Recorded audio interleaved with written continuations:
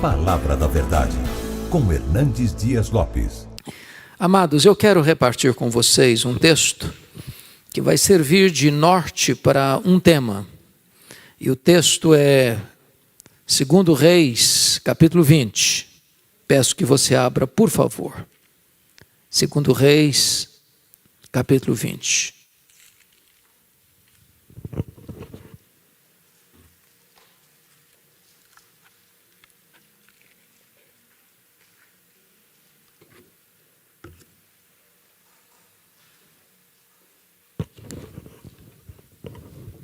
Nós vamos ler até o versículo 11.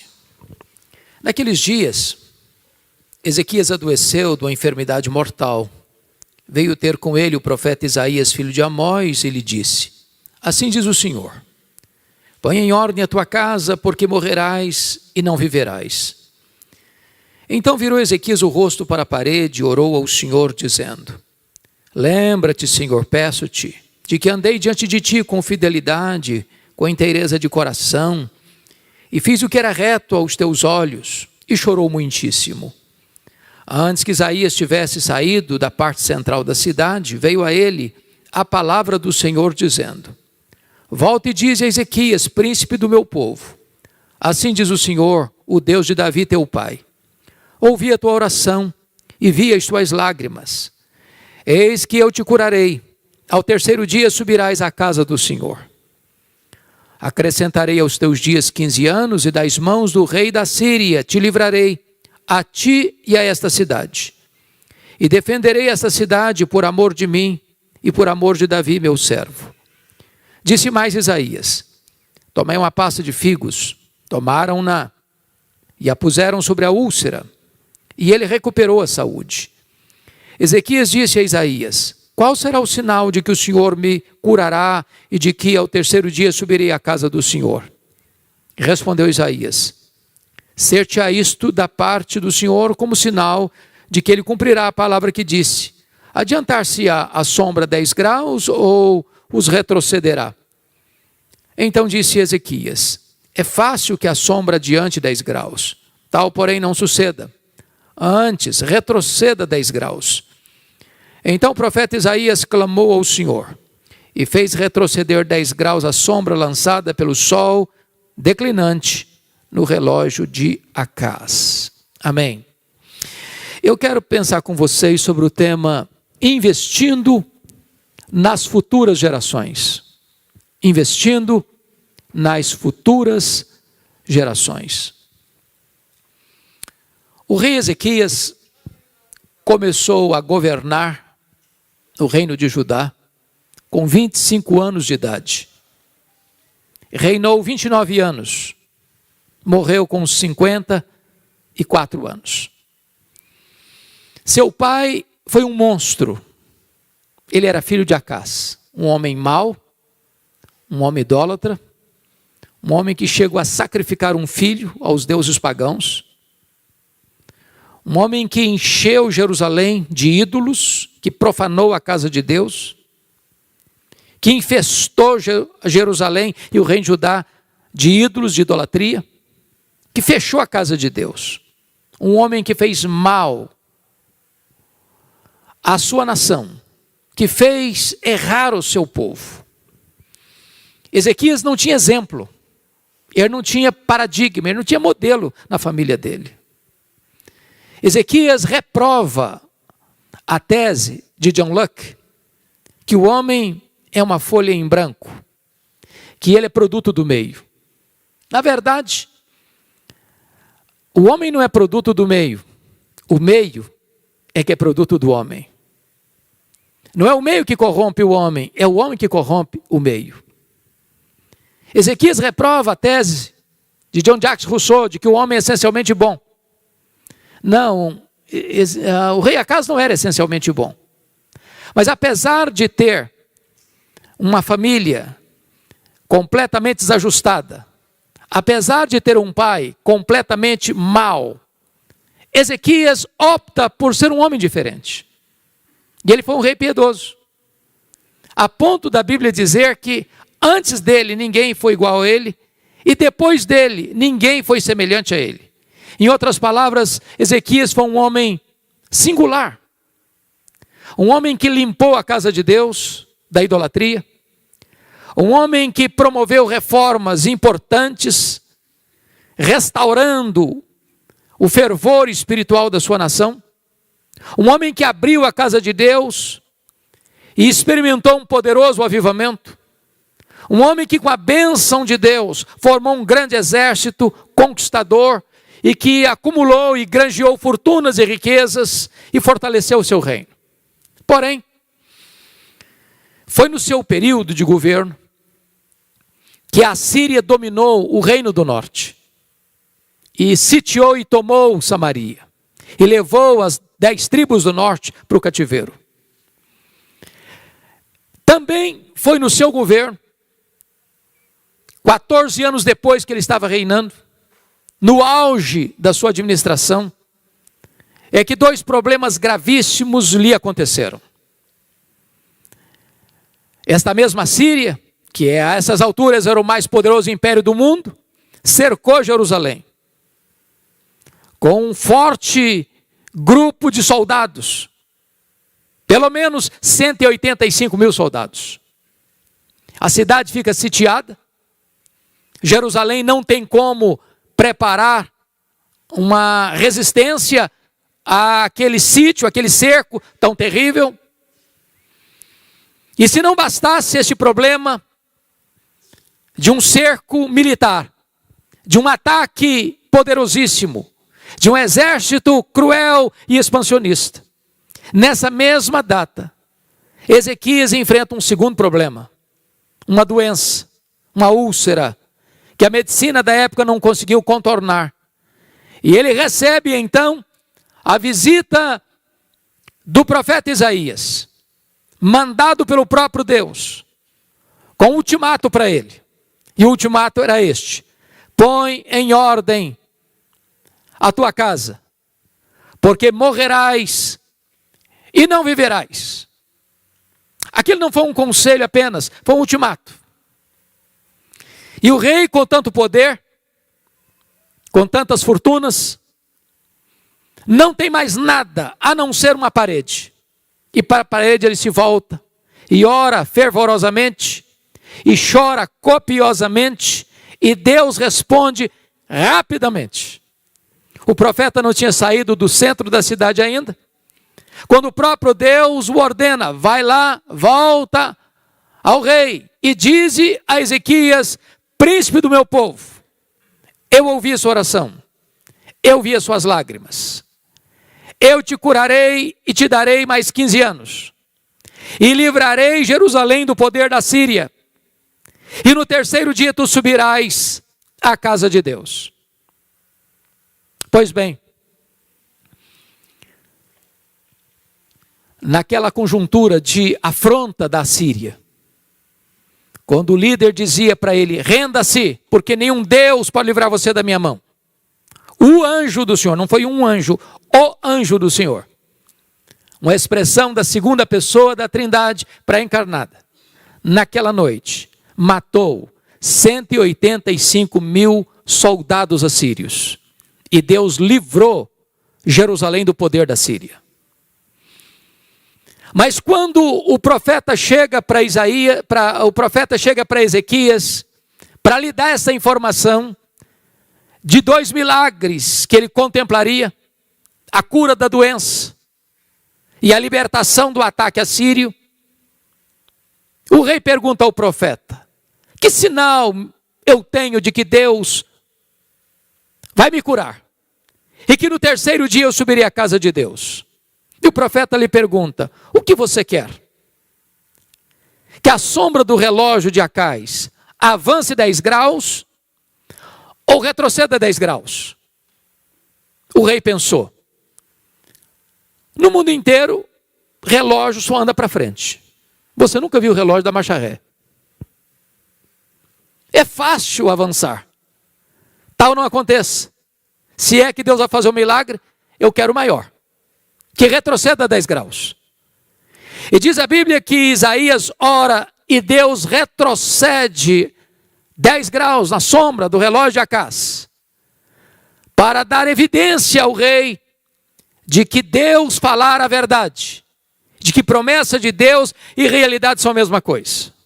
Um grande milagre, um estupendo milagre, um extraordinário milagre, que reverbera para fora dos horizontes de Israel, que vai chegar lá na longínqua Babilônia, que estava se formando e ensaiando a se tornar o mais poderoso império do mundo. Pois bem, o que aconteceu depois disto? Vejamos. A Bíblia diz que o rei da Babilônia, ao saber deste estupendo milagre, forma uma comitiva diplomática, compra presentes, escreve cartas e envia essa comitiva diplomática para se alegrar com o rei Ezequias, congratular-se com ele. E quando ele recebe essa comitiva, diz a Bíblia, ele abre os seus tesouros, ele abre o seu palácio, ele abre o seu arsenal, e ele revela quão poderoso, quão grande, quão magnífico ele era.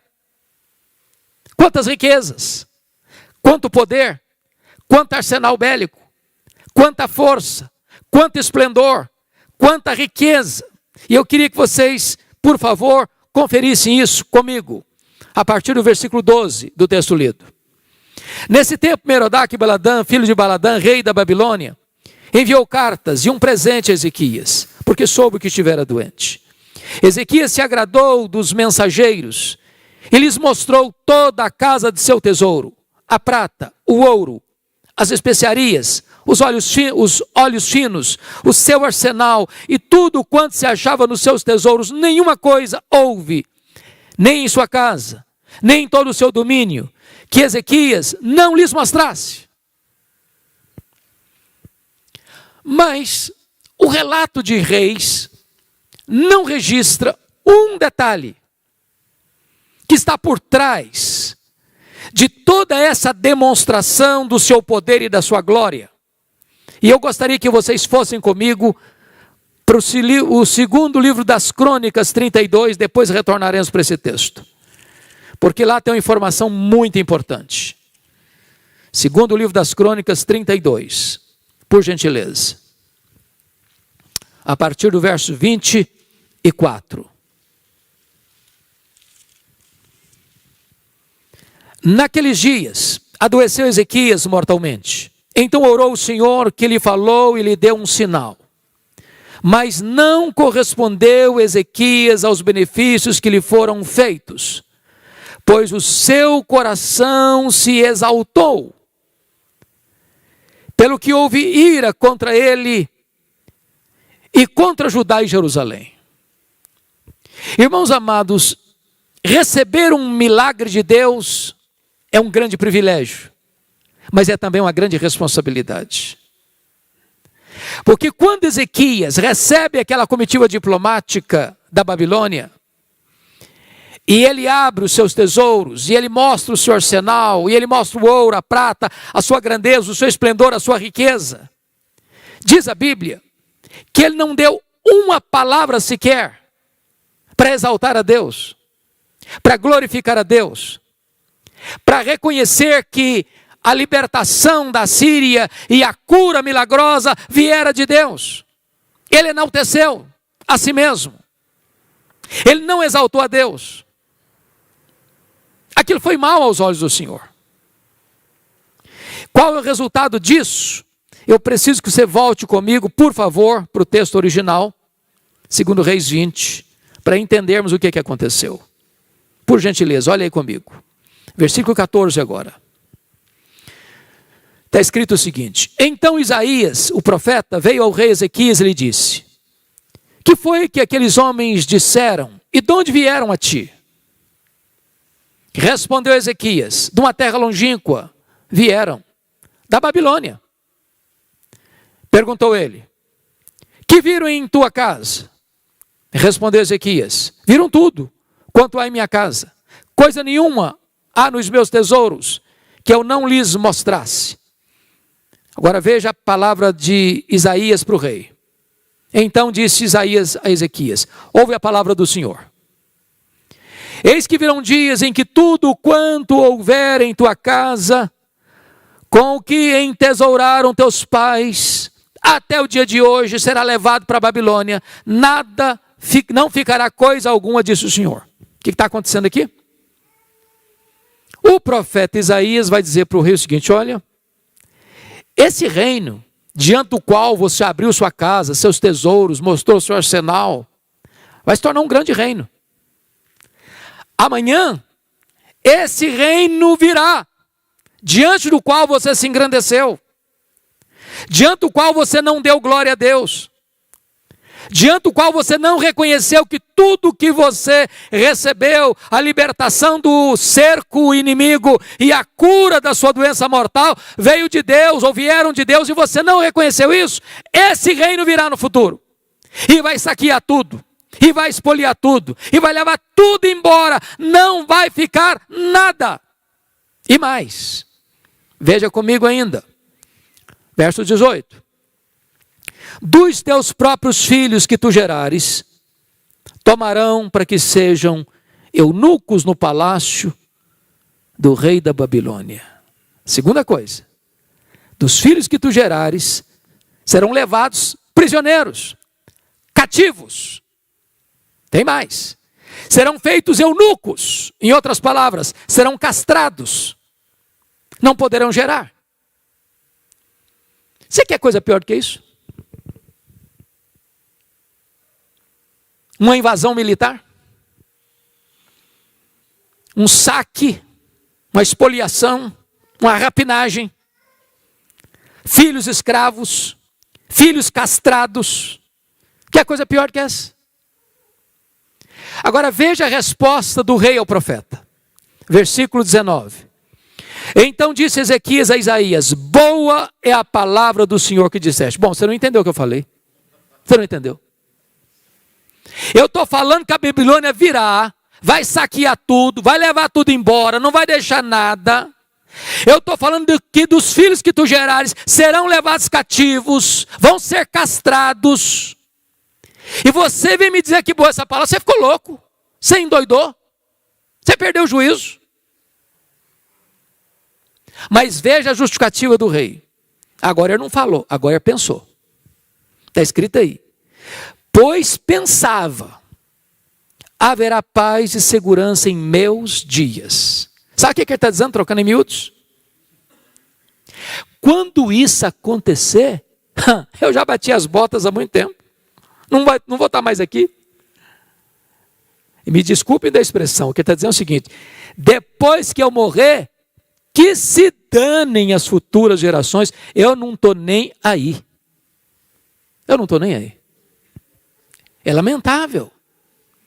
É extremamente triste que um homem do jaez de Ezequias, da estirpe de Ezequias, pense dessa maneira. Ele só está preocupado com ele. Ele só se importa com ele. Ele só olha para o seu umbigo. Ele não está preocupado com as futuras gerações. Ele não está interessado com o que vai acontecer depois que ele partir. Ele não está comprometido com esta causa de investir nas futuras gerações.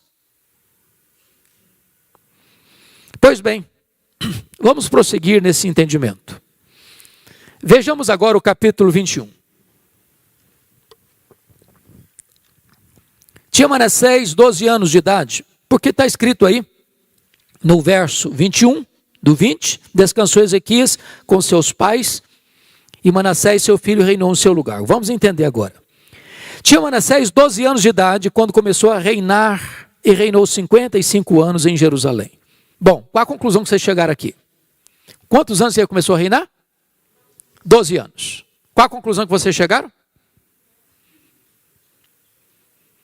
Se Ezequias adoecer a tua casa, porque morrerás e não viverás. Veja você que pôr em ordem a casa é mais do que pôr em ordem a vida. Nenhum homem, nenhuma mulher está preparado para morrer se ainda não colocou sua casa em ordem. Porque Deus não nos chamou apenas para viver egoisticamente. Deus nos chamou para investir na nossa família e nas futuras gerações. Agora pense comigo que se Ezequias tivesse levado a sério essa ordem de Deus, sabendo que Manassés era o seu sucessor e o seu herdeiro, e sabendo que Deus tinha dado uma ordem tão clara e tão incisiva e tão eloquente para ele, o que ele teria feito? Ele teria investido nesse menino. Ele teria discipulado esse filho. Ele teria feito de tudo para transmitir a sua fé para esse filho. Ele teria caminhado com esse filho, ensinado esse filho, dado exemplo para esse filho, preparado esse menino para o reino de Judá, para ser o grande líder, para ser melhor que ele. Mas o que aconteceu? Vamos ver. Versículo 2. Fez Manassés o que era mal perante o Senhor, segundo as abominações dos gentios, que o Senhor expulsara das suas possessões e diante dos filhos de Israel. Pois tornou a edificar os altos que Ezequias seu pai havia destruído, e levantou altares a Baal, e fez um poste ídolo como o que fizera Acabe, rei de Israel, e se prostrou diante de todo o exército dos céus, e o serviu. Verso 4, edificou altares na casa do Senhor, da qual o Senhor tinha dito, em Jerusalém porei o meu nome. Verso 5, também edificou altares a todo o exército dos céus, nos 2 átrios da casa do Senhor. Olha o verso 6. E queimou a seu filho como sacrifício, adivinhava pelas nuvens, era agoureiro, tratava com médiuns e feiticeiros, prosseguiu em fazer o que era mal perante o Senhor, para o provocar a ira. Olha o verso 9. Manassés de tal modo os fez errar, que fizeram pior do que as nações que o Senhor tinha destruído diante dos filhos de Israel. Mas tem mais. Olha o verso 16. Além disso, Manassés derramou muitíssimo sangue inocente, até encher Jerusalém de um a outro extremo, afora seu pecado, com que fez pecar a Judá, praticando o que era mal perante o Senhor.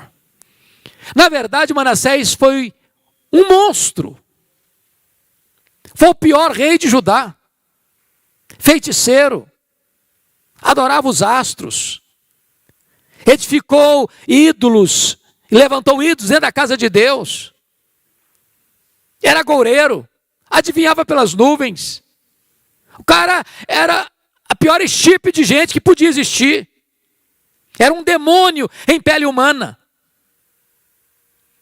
Parece-nos que ele tinha birra com o pai. Tudo que o pai fez, ele desfez. Tudo que o pai era, ele queria ser o contrário. O que está por trás disso aqui? O que está por trás disso aqui, meus irmãos, é que Ezequias, como dissera, pelo menos eu terei paz nos meus dias, aquilo não foi só um pensamento, aquilo foi uma filosofia de vida. De fato, ele não investiu nem no seu filho, quanto mais nas futuras gerações. Talvez para ele significava demais seu filho ser seu herdeiro e ser o próximo rei de Judá. Era tudo para ele. Poder, riqueza, fama, glória humana. Mas ele não moveu uma palha para transmitir a fé, para levar aquele menino a uma experiência com Deus, para ensinar aquele menino os preceitos de Deus, para que ele temesse a Deus e pudesse influenciar as futuras gerações. Há um texto na Bíblia que me choca profundamente. Eu queria que você lesse comigo. Porque esta profecia de Isaías se cumpriu. Essa Babilônia se tornou um grande império. Prevaleceu sobre o Império Assírio. Dominou o mundo.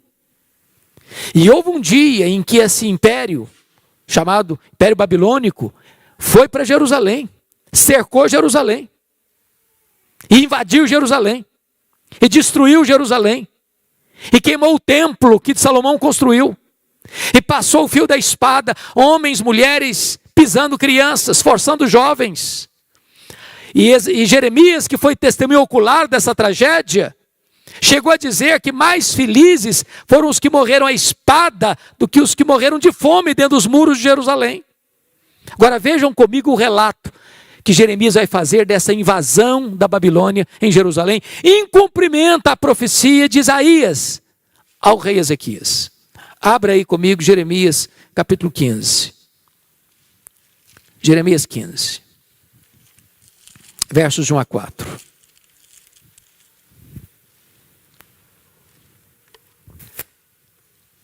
Jeremias foi testemunho ocular dessa invasão. A linguagem é pesada e ela retrata o horror que é uma invasão militar naquele tempo. Disse-me, porém, o Senhor: ainda que Moisés e Samuel, os dois maiores intercessores da história de Israel, se pusessem diante de mim, meu coração não se inclinaria para este povo. Lança-os diante de mim e saiam. Quando te perguntarem para onde iremos, dir-lhes-ás: assim diz o Senhor, o que é para a morte, para a morte. O que é para a espada, para a espada.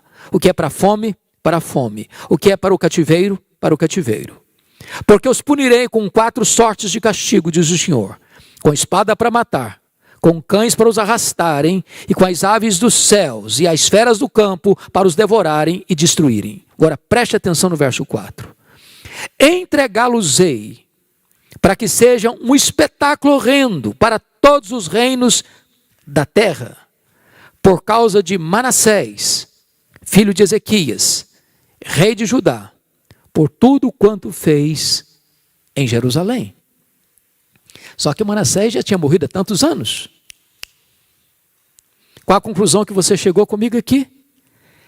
É que o amargo cativeiro da Babilônia nasceu dentro da casa do rei Ezequias.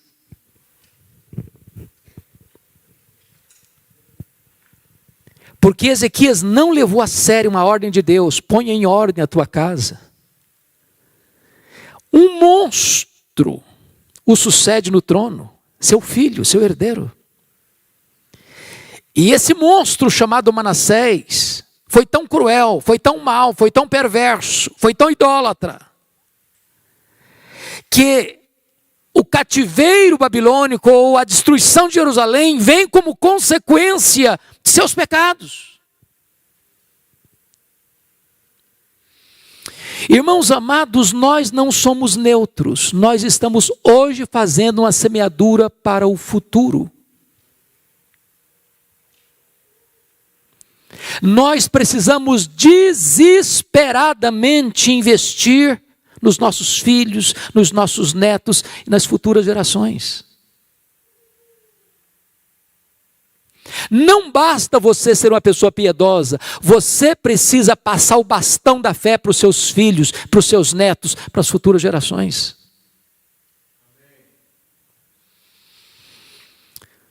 Quando eu olho para a Bíblia, eu vejo, por exemplo, que Davi tentou salvar o mundo e perdeu a sua família.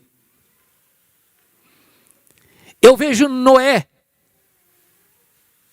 perdendo o mundo, mas salvando a sua família. Alguém já disse que Noé foi o maior evangelista de todos os tempos.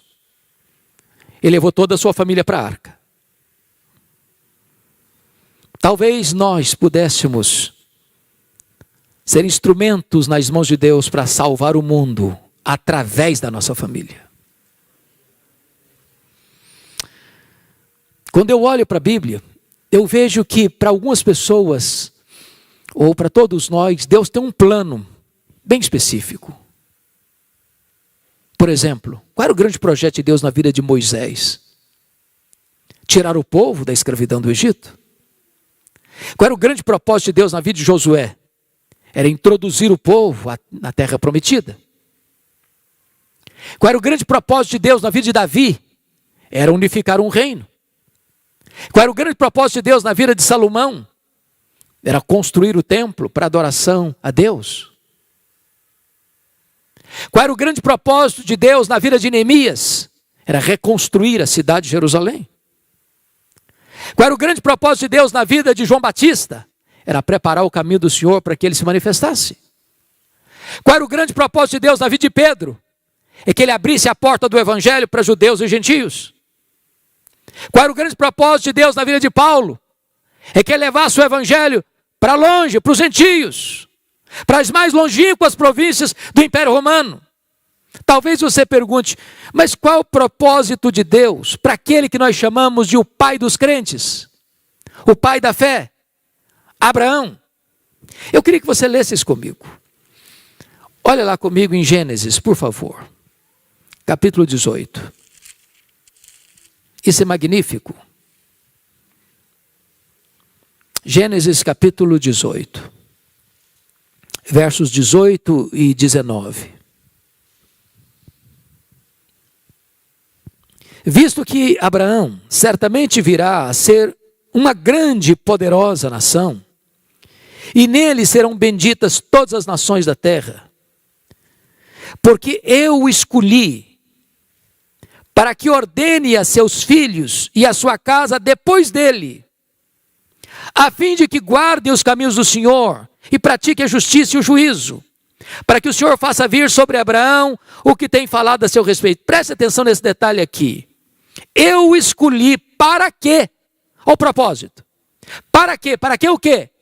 Para que ordene a seus filhos e a sua casa depois dele. Com que finalidade? A fim de que guarde o caminho do Senhor e pratique a justiça e o juízo. Em outras palavras, Deus escolheu Abraão para isso. Para que ele influenciasse os seus filhos, a sua descendência, as futuras gerações. Mas pense comigo só uma coisa aqui. Quando Isaac, o filho da promessa, nasceu, quantos anos tinha Abraão? Quantos? 100 anos. Com que idade Isaac casou? 40 anos. Então quantos anos tem Abraão? 140. A mulher do Isaac, a Rebeca, era estéril. Quantos anos ele orou por ela para que ela fosse curada e concebesse? Quantos? 20 anos. Então quando o Isaac e a Rebeca receberam 2 bebês em casa, o Esaú e o Jacó, quantos anos tinha Isaac? 60 anos. Quantos anos tem Abraão? 160 anos. Com que idade Abraão morreu? 175. Então quantos anos Abraão teve para conviver com os netos? 15 anos. Só 15 anos. Como é que você entende isso? Que Deus o escolheu com um propósito de ensinar os seus filhos, a sua descendência, a pôr em Deus a sua confiança e a obedecer os preceitos de Deus. Como assim? Se ele só pôde conviver com os netos 15 anos, os netos bebês e ele já no auge da sua velhice. Talvez nós pudéssemos entender um texto das Escrituras que está em Hebreus capítulo 11, versículo 13. Eu acho isso incrível. Porque veja você comigo lá, Hebreus 11, 13. Está escrito o seguinte: todos estes, está falando da família patriarcal, todos estes morreram na fé, sem ter obtido as promessas, vendo-as, porém, de longe, e saudando-as, e confessando que eram estrangeiros e peregrinos sobre a terra. É como se eu visse, pastor Juarez, o Abraão na ponta dos pés, olhando para frente, olhando para o futuro, olhando para as nações, olhando para a igreja, olhando para os descendentes, porque todo aquele que crê em Abraão é filho de Abraão, porque os verdadeiros filhos de Abraão não são os que têm o sangue de Abraão correndo em suas veias, mas são os que têm a fé de Abraão habitando em seu coração, e ele estiver saudando a promessa, eu quero que o meu filho, que aquele que lá em Curitiba, exatamente no mês de maio de 2021, ponha em Deus a sua confiança. Ele é meu filho, ela é minha filha, ponha em Deus a confiança, ponha em Deus a confiança, ponha em Deus a confiança. Este homem está comprometido com as futuras gerações. Bendito seja o Senhor. Amados irmãos, eu fico olhando para a Bíblia e tentando encontrar exemplos que nos inspire nesse particular. E eu gostaria de pensar com vocês num homem que eu admiro tanto. Um homem que teve 3 funções importantes de liderança em Israel, que foi Samuel.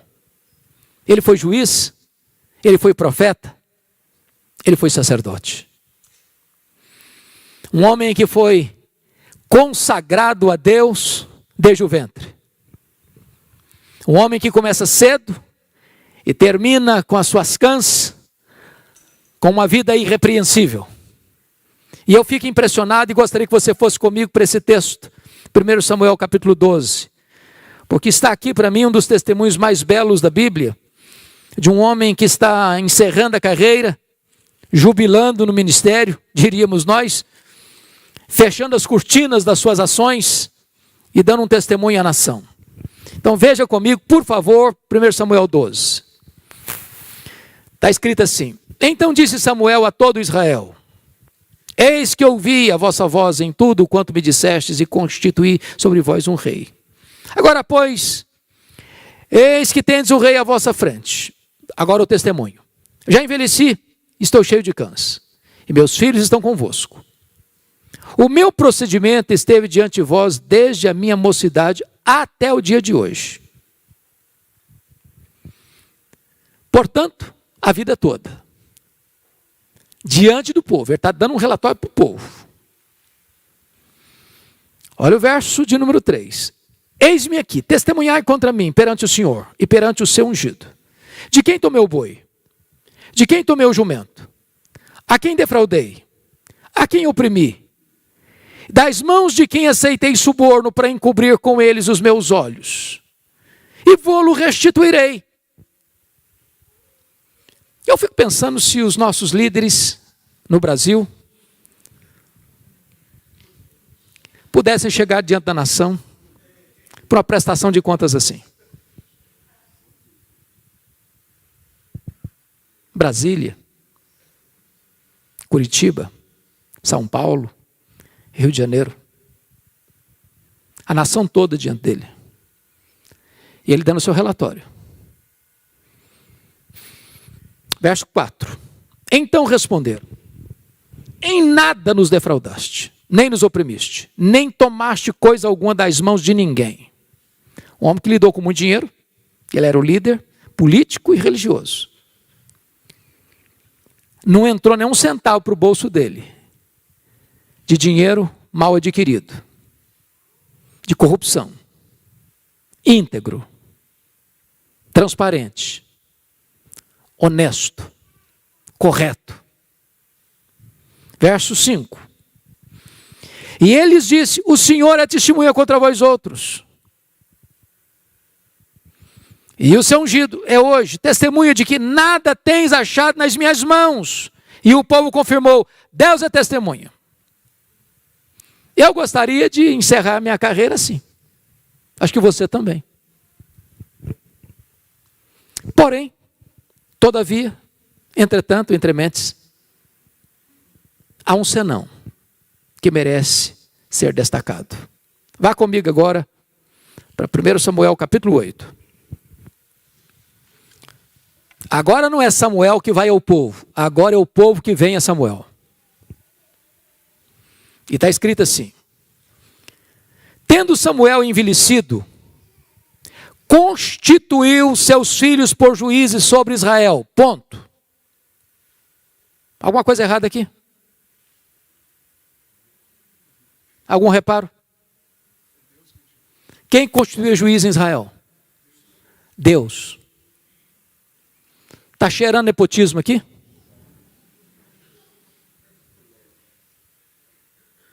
Samuel constitui seus filhos. E via de regra era um juiz.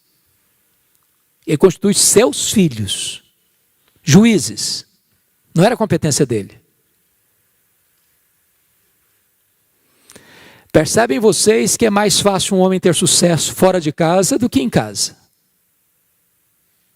É mais fácil construir grande sucesso fora dos portões do que dentro de casa. Talvez a missão da paternidade seja a mais árdua que um homem pode exercer na vida. Mas vamos ver. Versículo 3. Porém seus filhos não andaram pelos caminhos dele, antes se inclinaram à avareza e aceitaram subornos e perverteram o direito. Qual a conclusão que vocês estão chegando comigo aqui? Que o ponto forte de Samuel, integridade, não aceitar corrupção, não pegar dinheiro de forma desonesta, não se enriquecer ilicitamente, foi exatamente a marca dos filhos dele. O contrário dele. Eu fico até imaginando aqueles meninos, vendo o pai mexer com tanto dinheiro, vivendo numa magrela, passando dificuldade, querendo ir no McDonald's, não podia ir. Um tênis de marca não podia comprar. Uma roupa assim mais elegante não podia. Pai mexendo com dinheiro demais, mas nada entrava no cofre da família. E os meninos pensando, o dia que a gente assumir esse negócio com a gente vai ser diferente. O que acontece? Veja comigo, por favor. Versículo de número 4. Então os anciãos todos de Israel se congregaram e vieram a Samuel a Ramá. Veja você que não foram alguns dos anciãos, nem a maioria dos anciãos, mas quantos anciãos? Todos. Toda a liderança veio a ele.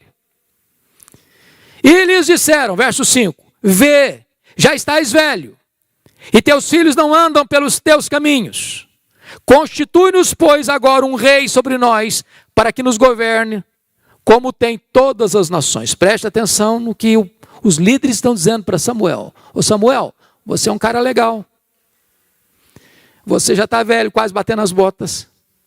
Se você vivesse mais tempo, com você nós fecharíamos. Mas com seus filhos, não. Você os constituiu juízes, mas eles não têm a mesma qualidade moral que você tem, eles não têm o mesmo compromisso que você tem, eles não têm os mesmos valores que você tem. Então, sob a liderança dos seus filhos, nós não queremos ficar. Então, antes de bater as botas, antes de morrer, faça-nos um favor, constitui-nos um rei, porque na liderança dos seus meninos nós não queremos ficar. Conclusão que vocês chegaram comigo? Assim como o cativeiro da Babilônia nasceu dentro da casa do rei Ezequias, a monarquia em Israel, rejeitando o governo teocrático, o governo de Deus, nasceu dentro da casa de Samuel.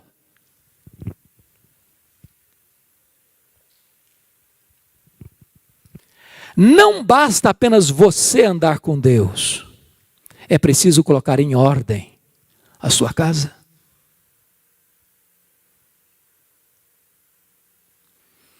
A nossa geração dá muito valor a coisas. E nós estamos cada dia mais fascinados com coisas. E nós acumulamos coisas. E nós ajuntamos muitas coisas. E nosso coração vai ficando cada vez mais vazio.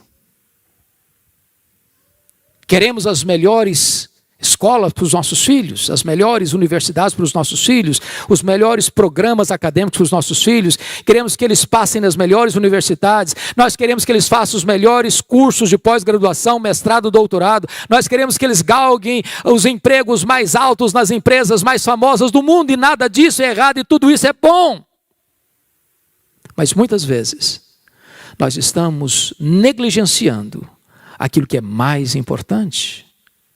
Passar para os nossos filhos o bastão do Evangelho, o compromisso com a verdade, inspirando-os pelo nosso exemplo a conhecerem a Deus e a amarem a Deus.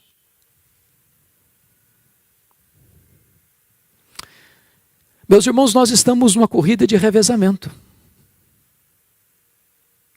Se nós falharmos em transmitir para os nossos filhos, para as futuras gerações, os valores que mexeram e mudaram a nossa história, nós teremos fracassado rotundamente.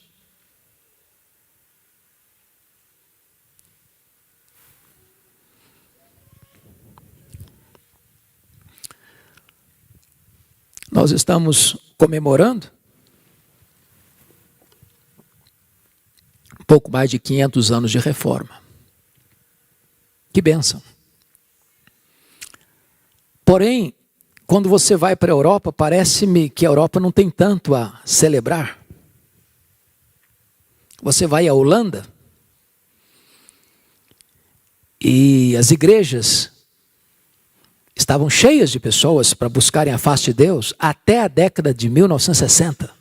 De 1960 para cá, os templos estão lá, mas vazios. De vez em quando uma palestra social, de vez em quando um concerto musical, mas o povo não vem mais para a igreja no domingo para ouvir um sermão, para cantar louvores a Deus. Você vai para a Escócia, o berço do presbiterianismo, e nós fomos na capital, um dos templos mais belos, perto do castelo. E quando eu entrei, um templo belíssimo, com a torre empinada aos céus. E eu não vi bancos, eu não vi púlpito, porque o templo foi vendido. E hoje funciona ali dentro um bar. As pessoas se assentam ali para beber. Na terra de John Knox, onde o pai do presbiterianismo chorava e dizia: dá-me a Escócia para Jesus, senão eu morro. Você vai para a Inglaterra, dos grandes avivamentos, John Wesley, George Whitefield, John Charles Ryle, William Wilberforce, William Carey, Charles Haddon Spurgeon, Mark Lloyd Jones, John Stott. Hoje menos de 4% dos ingleses frequentam a igreja evangélica. Os templos estão sendo vendidos e transformados em museus, em boates, em bares, em mesquitas muçulmanas. Por quê, irmãos? Porque os pais estão falhando em passar o bastão do evangelho para os seus filhos. Você chega em algumas igrejas na Europa e quando tem gente, você olha, é um mar de cabecinhas brancas. Porque a moçada não está mais.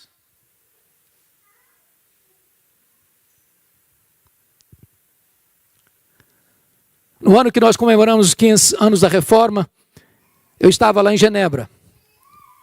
Fomos num culto num domingo, na igreja onde João Calvino pregava. Tinha até um grupinho razoável. Mas eu olhei, acho que a idade mínima era de 60 anos. Cadê a juventude? Onde estão as crianças? Onde estão os adolescentes? Você vai para os Estados Unidos e você encontra as chamadas dead churches, igrejas mortas. As denominações históricas, todas, perdendo membros, ano após ano, ano após ano. Os seminários que formaram teólogos, pastores, missionários, tomados de assalto pelo liberalismo, ensinam ceticismo. São promotores da morte. Preguei recentemente numa conferência em Nova York, e depois da conferência eu fui pregar numa igreja da Assembleia de Deus, a 30 minutos de onde eu estava hospedado no hotel. O pastor me pegou, me levou à igreja e ele passou comigo e me mostrou 11 templos vazios que estavam sendo vendidos, porque não tinha mais gente para frequentar. Qual o problema, irmãos? O problema é que não se investiram nas futuras gerações.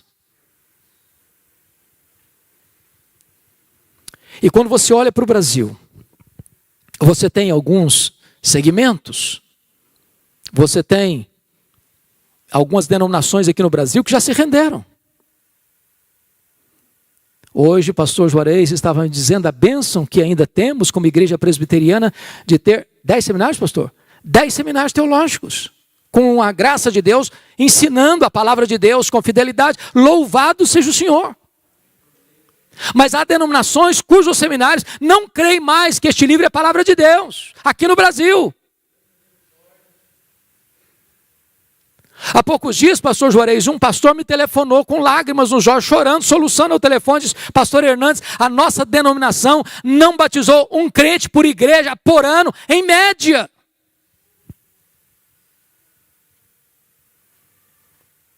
Você olha para o Brasil e você vê mega templos lotados, hiperlotados, mas não tem evangelho. Não se prega sobre a graça, não se prega sobre a justificação pela fé, não se prega sobre arrependimento, não se prega sobre vida eterna, não se prega sobre a fé salvadora, não se prega sobre as verdades benditas. Onde não tem evangelho, não tem o Deus da palavra. Você olha para o Brasil e você vê igrejas ortodoxas, louvado seja Deus, mas que também estão vivendo uma espécie de ossificação da ortodoxia. Não tem fervor, não tem brilho nos olhos, não tem calor no coração. E a moçada começa a olhar para a incoerência, para a inconsistência, dizendo, não é isso que eu quero. Então, amados, eu não vejo um assunto mais urgente do que este para a família refletir. Nós precisamos estar comprometidos com as futuras gerações. As futuras gerações. Quando eu vejo a Bíblia, eu noto que aquela geração que saiu do Egito morreu no deserto. Eram 600 mil homens, fora mulheres e crianças, segundo alguns estudiosos, 2 milhões de pessoas. Todas elas morreram no deserto, exceto 2 pessoas, Josué e Calebe. A segunda geração que nasceu no deserto é que entrou na terra prometida. Ninguém entrou na terra prometida, exceto Josué e Calebe, com menos de 40 anos, com mais de 40 anos. Geração jovem. Mas diz a Bíblia que a terceira geração que nasceu na terra prometida não conhecia Deus mais. Falharam em obedecer ao que Deus havia orientado. Estas palavras que hoje te ordeno, amarás, pois o Senhor teu Deus de todo o coração, de toda a tua alma, de todo o teu entendimento, amarás, estas palavras estarão no teu coração e tu as inculcarás aos teus filhos, falando para eles no levantar, no deitar, no caminhar. Ou seja, basta 3 gerações para uma igreja perder o rumo. Posso estar equivocado, mas parece que os nossos avós foram mais crentes que os nossos pais. Parece que os nossos pais foram mais crentes do que nós. Parece até que nós estamos sendo mais crentes que os nossos filhos. Se Deus não tiver misericórdia, e se nós não nos empenharmos, pode ser que nas futuras gerações os filhos da fé se desencaminhem. E eu queria concluir, levando vocês a 2 textos. O primeiro deles, Salmo 78, por favor. E eu termino aqui.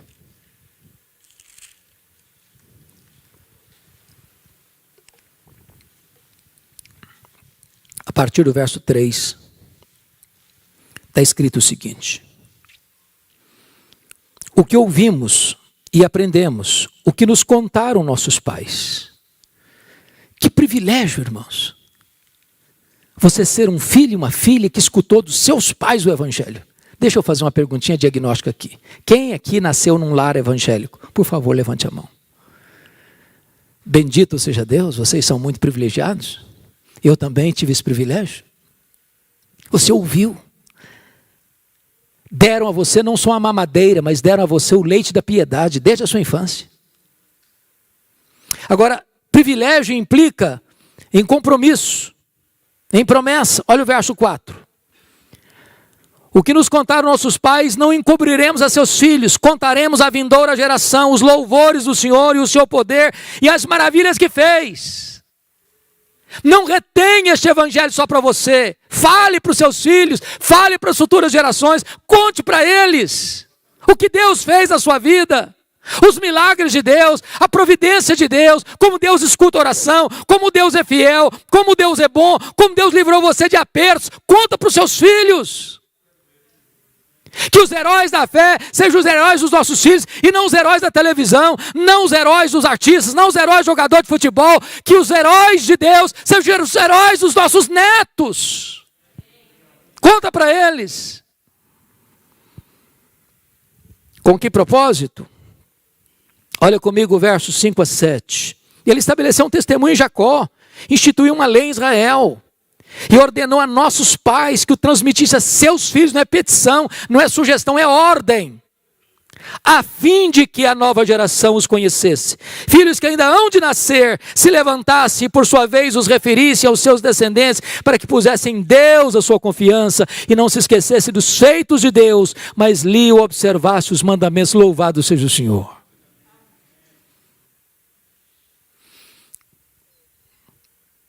Oh, amados irmãos, como isso é solene. Como isso é solene. E eu queria fazer um apelo aos papais, às mamães, aos avós. Vamos dedicar mais tempo aos nossos filhos, aos nossos netos. Vamos falar. Vamos testemunhar. Vamos chorar por eles, orar por eles. Nós não geramos filhos para a morte, nós não geramos filhos para o cativeiro. Nossos filhos são herança de Deus, nossos filhos são filhos da promessa. Não vamos desistir deles, não vamos abrir mão de vê-los salvos, de vê-los cheios do Espírito Santo, para que a geração de amanhã, a igreja de amanhã, seja mais viva, mais operosa, mais cheia do Espírito Santo que a igreja de hoje. Mas eu quero concluir com o testemunho do apóstolo Pedro. Eu fico impressionado, queridos irmãos, que Pedro foi um camarada que teve a sua morte profetizada. Não é simples esse negócio não, né? Porque Pedro um dia disse para Jesus assim: Senhor, por ti darei minha vida. Aí ele negou Jesus. Aí Jesus vai restaurar o Pedro e restaura. Aí Jesus diz assim para Pedro: Pedro, você lembra aquele dia que você falou que daria a sua vida por mim? Lembro sim, Senhor. Pois é, Pedrão, você vai dar a sua vida por mim. Vai ser agora não, quando você ficar velho. E eu vou até lhe dizer, você vai ser crucificado. Você vai estender as mãos, vão cingir você. Mas com esse gênero de morte, você vai me glorificar. Você vai glorificar a Deus. Está lá em capítulo 21 de João. Versículos 18 e 19. Está escrito assim: em verdade te digo que quando eras mais moço, te cingias a ti mesmo e andavas por onde querias. Quando porém fores velho, estenderás as mãos e outro te cingirá e te levará para onde não queres. E a explicação é dada no verso 19. Disse isto para significar com que gênero de morte Pedro havia de glorificar a Deus. Depois de assim falar, acrescentou-lhe: segue-me. Eu não sei quanto a vocês, mas se eu soubesse que tipo de morte eu ia ter, ainda mais uma morte dolorosa como crucificação, ia ser um negócio complicado, não. Você estava deitado lá, tirou na soneca e vinha aqui pensando: olha, você vai morrer e vai ser crucificado. Eu pregava um sermão abençoado, Deus convertia as pessoas e vinha aquele negócio na cabeça: você vai morrer e vai ser crucificado. Ia tirar férias para beira da praia, naquela gostosa região praiana. Está lá tomando um sol na praia e vinha aquele negócio na cabeça: você vai morrer e vai ser crucificado. Já pensou? Se fosse hoje, o cara tinha que ir para o psicólogo. Tinha problema. Esse tempo chegou. E Pedro vai dar o testemunho de como ele enfrentou esse momento. Está escrito. Quer ver isso? Está lá na segunda carta dele, capítulo 1. E eu termino aqui. Segunda carta de Pedro, capítulo 1. Versículo 14 e 15. Isso é impressionante. Olha o que ele disse: certo de que estou prestes a deixar o meu tabernáculo. Está usando a mesma palavra que Paulo. Já estou sendo oferecido por libação. O tempo da minha partida é chegado. Certo de que estou prestes a deixar o meu tabernáculo, estou prestes a morrer, como efetivamente nosso Senhor Jesus Cristo me revelou, ou seja, a morte dele foi revelada, foi profecia de Jesus. Mas de minha parte, esforçar-me-ei, de que maneira? Diligentemente, por fazer que a todo tempo, mesmo depois da minha partida, ou seja, mesmo depois da minha morte, conserveis lembrança de tudo. Sabe o que está dizendo? Eu vou morrer. Mas o que eu preguei não vai morrer. Os homens podem matar o pregador, mas nunca podem matar a pregação. Os homens podem algemar o pregador, mas os homens não podem algemar a palavra de Deus. Ele está dizendo, eu vou morrer, mas o que eu ensinei para vocês vai ecoar, e vai ecoar, e vai ecoar, e vai alcançar as futuras gerações. E depois de 20 séculos, aqui no templo da Igreja Presbiteriana de Curitiba, nós ainda somos influenciados pelas palavras de Pedro. Elas reverberam até hoje ao nosso coração. Dizem os historiadores que quando ele foi preso no período da perseguição final de Nero, porque Nero cometeu suicídio em 68 e possivelmente ele e Paulo tenham sido mortos no ano 67. E Paulo não foi crucificado porque era cidadão romano. Então, mesmo tendo pena de morte, morreu degolado. Mas Pedro era um cidadão comum e foi crucificado. E diz os estudiosos que quando ele foi crucificado, ele disse para os seus executores, crucifiquem-me, crucifiquem-me, mas eu não sou digno de morrer como morreu o meu Senhor, crucifiquem-me de cabeça para baixo. E com esse gênero de morte, ele glorificou a Deus. Mas antes de morrer, ele declarou, eu estou comprometido com as futuras gerações. O que eu ensinei vai continuar reverberando no coração e na mente das pessoas, século após século. Irmãos, esse assunto mexe com vocês? Encontra ressonância no coração de vocês? Quem sabe hoje nós pudéssemos renovar o nosso compromisso com o nosso Deus, de dizer, eu e a minha casa serviremos ao Senhor. Eu quero que os meus filhos conheçam a Deus, que eles amem a Jesus. Eu quero que os meus filhos sejam bem-sucedidos em todas as áreas da vida, mas sobretudo que eles conheçam a Jesus. Que os meus netos conheçam a Jesus. Eu estou comprometido com as futuras gerações. Vamos ficar em pé. Vou pedir o pastor da igreja, pastor Juarez. Então nós vamos orar. O pastor Juarez está pedindo que após a oração impetre a bênção. Eu queria que você e Deus agora fizesse uma aliança, compromisso, renovando esse compromisso. Se você está perto da sua esposa, pudesse abraçá-la e vocês orarem um pouquinho juntos, nesse sentido. Se você está sem sua esposa do lado, sozinho aí, ore, coloque a sua vida diante de Deus, peça a Deus, fala comigo, me ajude, me fortaleça, para que esta aliança, Senhor, possa ser mantida, fortalecida. Eu quero colocar os meus filhos, os meus netos, os meus descendentes nas tuas mãos, que eles te conheçam, que eles sejam cheios do Espírito Santo, que eles sejam levantados nessa geração, para serem vasos de honra nas mãos de Deus.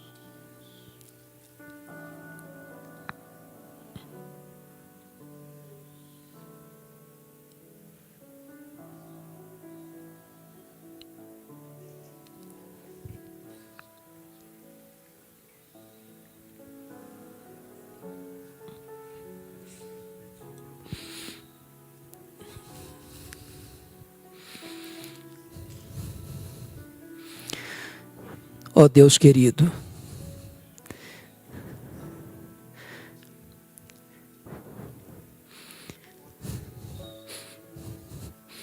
Deus de toda graça,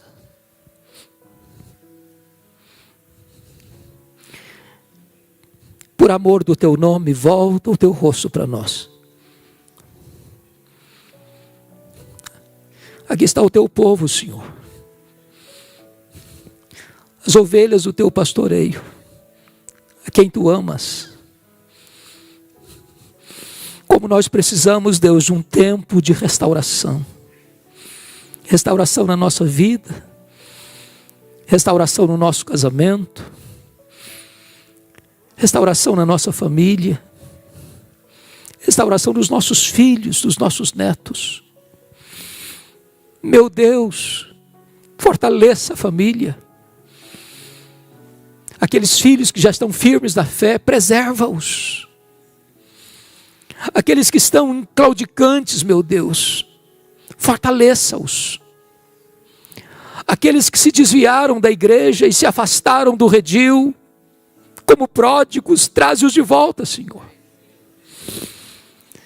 Meu Deus, como nós poderíamos entrar na arca, sabendo que um filho nosso ficou fora dela? Como nós poderíamos entrar naquela casa, naquela noite fatídica, sabendo que um primogênito nosso estava fora do alcance do sangue do Cordeiro? Ah, meu Deus, salva os nossos filhos, alcance-os com a tua graça. Não permita que nós descansemos até ver os nossos filhos alcançados pela tua graça salvadora.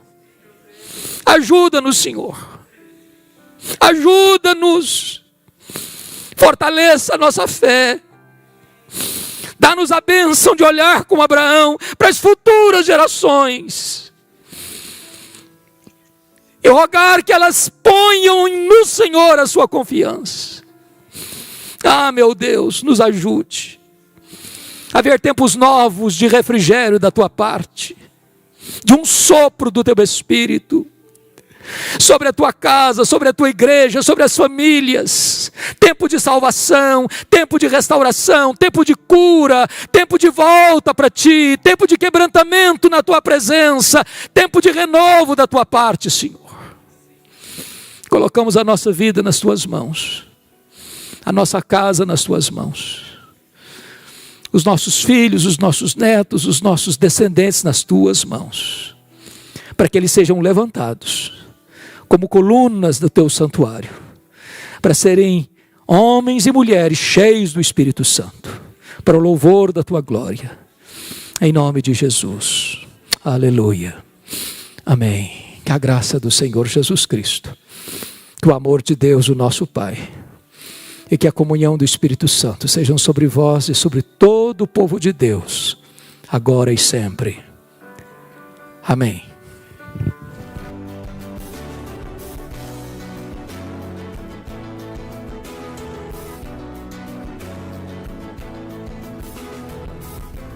Palavra da Verdade, com Hernandes Dias Lopes.